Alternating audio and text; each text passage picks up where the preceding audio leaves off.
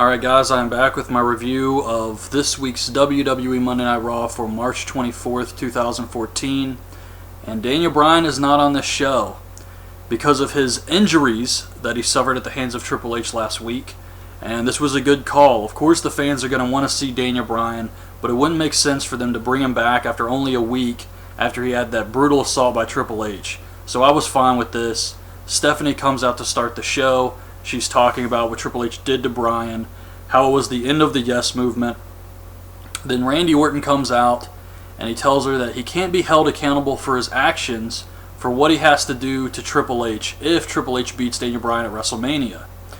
And this causes Batista to come out and he's mocking Randy Orton, saying he's out here drooling all over Stephanie, and Stephanie's probably been drooled on before a lot.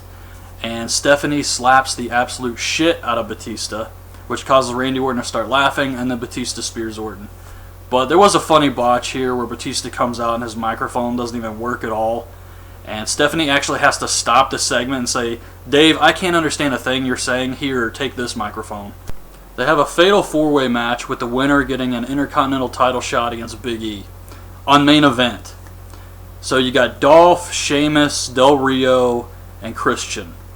And this match was good. I really liked this match. Started kind of slow, but definitely turned into something good. And Dolph was kicking all kinds of ass in this match. They were definitely trying to put him over strong here. Sheamus is caught in Del Rio's arm breaker, but he's powering out of it. And Dolph runs in and hits the zigzag on Sheamus, knocking down both guys. And it looks like he's won the match, but then Christian runs in and hits the kill switch on Dolph. And Christian gets the win. So it's supposed to be Christian versus Big E on main event, but I just read that they had to cancel the match. Apparently Christian got a concussion. So forget about Dolph. Maybe Christian's the one who should be wrestling in a helmet. But I actually like the fact that Dolph dyed his hair blonde again here, because if you've been watching the past few months, it looked like Dolph just gave up and stopped caring. He came out, you could see his roots and everything. I mean, it was ridiculous. So he finally dyed his hair back here. So I guess that's a sign that he's feeling more like WWE actually gives a shit about him again. There's a Wyatt family promo. Then Sin Cara comes out with Scooby-Doo and completely just squashes Damian Sandow here in a very short nothing match. Beats him with the Swanton. Then it's Ryback versus the Los Matadores. And the Shield come out because they want revenge for what Ryback was a part of on SmackDown, the assault on the Shield orchestrated by Kane and the New Age Outlaws. So the Shield comes out, Curtis Axel gets distracted, one of the Matadors rolls him up for the win, then the Shield jumps Ryback and triple powerbombs Ryback. Triple H comes out for a sit-down interview with Michael Cole. And if you watch these interviews on WWE.com, I don't. Occasionally they will air these on SmackDown, where once a week Cole sits and talks with Triple H. I don't have the time to watch this much freaking WWE. Main event, NXT, all this other crap. It's too much, man. So Triple H has been doing these interviews apparently. I've only seen the ones that air on SmackDown.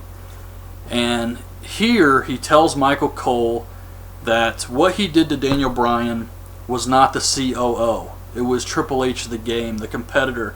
And this is what he warned Daniel Bryan about. If he wants to face him, he's going to get the game.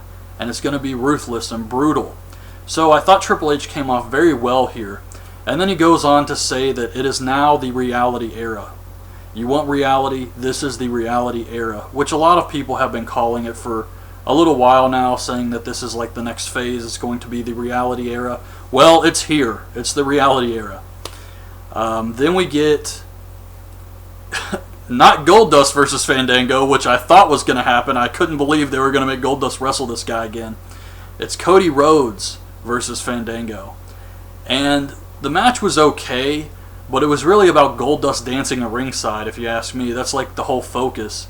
And he's dancing with Summer Rae, and then she acts like she broke her ankle, and this distracts Fandango, so Cody Rhodes hits him with a disaster kick and gets the win.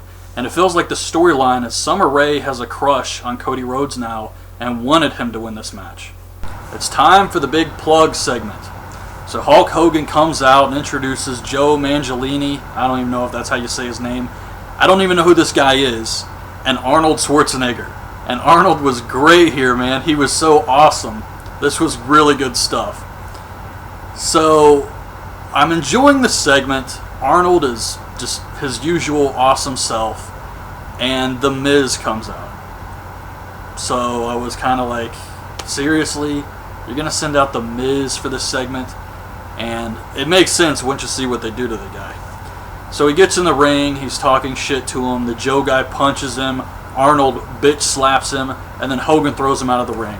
And that was the whole segment right there. So it was fine for what it was. The Miz wasn't really necessary, but I guess the fans wanted to see Arnold do something, and they wanted to see Hogan do something, that's for sure. So it makes sense to bring somebody out there to get their ass kicked by two old guys and some guy I've never heard of, so why not The Miz, right? Then it's The Big Show versus Titus O'Neil, another short, nothing match. Nothing really good about this at all. Big Show knocks him out for the win. The Shield's backstage talking to the Authority, and they're upset because Kane is part of the Authority, and he's been attacking them, along with the New Age Outlaws, who are friends of Triple H's. So they're asking the Authority, what's going on here? Triple H says, look, what's going on with you guys and the New Age Outlaws and Kane has nothing to do with me. And Stephanie puts him in a match against the Real Americans so they can get some more revenge. Then John Cena is washing his face in the sink. He's acting like he's all scared. Bray Wyatt's mind games are getting to him.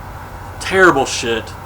So he's washing his face, and you see a sheet mask over his shoulder, like peeking into the room. And Cena gets up and sees this in the mirror, and he turns around and the mask is gone. And as soon as I saw this, I said, oh fuck no they didn't. Because immediately my mind is going to go to WCW. Anytime something really stupid like this happens, it goes either to TNA or WCW. And this was definite WCW with Ultimate Warrior being in the mirror. Just bad. So then it's Luke Harper versus John Cena. This was good. This was definitely better than the match they had on SmackDown. This got more time. And Cena goes for the AA and the lights go out. And when they come back on, Cena is tied up in the ropes wearing the sheet mask. And this was good stuff. And the fans were chanting, this is awesome. So the crowd was definitely into this. This was just a great segment overall. It's AJ versus Naomi. And I don't know, 30 seconds, a minute into this match, AJ grabs the belt and leaves. She says, I don't need this. So Vicky Guerrero comes out and says at WrestleMania it's going to be a Divas Championship Invitational with AJ versus everyone. All of the Divas. Every single one of them, including Tamina, Layla, Rosa Mendez, everybody. Then we get the next inductee into the Hall of Fame, which I didn't think they were going to add anybody else. It's Razor Ramon. This is awesome. This Hall of Fame kicks so much ass. Ultimate Warrior, Jake Roberts, Lita, Paul Bearer, freaking Razor Ramon, and that Carlos Colon guy.